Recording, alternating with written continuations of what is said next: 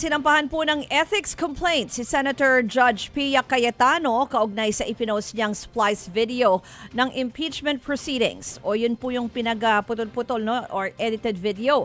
Sa video na yan, na inilabas noong July 24, tila pinapakita daw po kasi na hindi umano nakasagot si House Prosecutor Shell Jokno sa tanong tungkol sa bank records ni VP Sara. Pinalalabas sa video editing na nagbabaka sakali lang ang prosekusyon o yung tinatawag na fishing expedition at wala naman talaga silang sapat na ebidensya. Ang mga complainants po ay grupo ng mga kababaihan, kabilang po dyan ang isang dating commissioner ng Commission on Higher Education pati na ilang propesor mula sa mga universidad. Ayon po sa mga complainant, lumabag si Cayetano sa impeachment rule na bawal magkomento ang Senator Judge kaugnay sa merito ng kaso.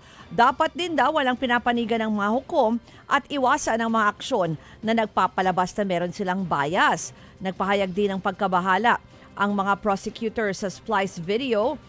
Una na silang sinabi na posibleng makasira yan sa tiwala ng publiko sa mga institusyon, partikular sa Senate bilang impeachment court. Wala pa pong tugon dito si Senator Cayetano doon sa ethics complaint, pero narito po ang pahayag ng isa sa mga private prosecutors. Mas nakakabahala dito ay baka magbigay ito ng impression sa ating mga kababayan na mayroong members ng impeachment court no, na nagkaroon na ng prejudgment.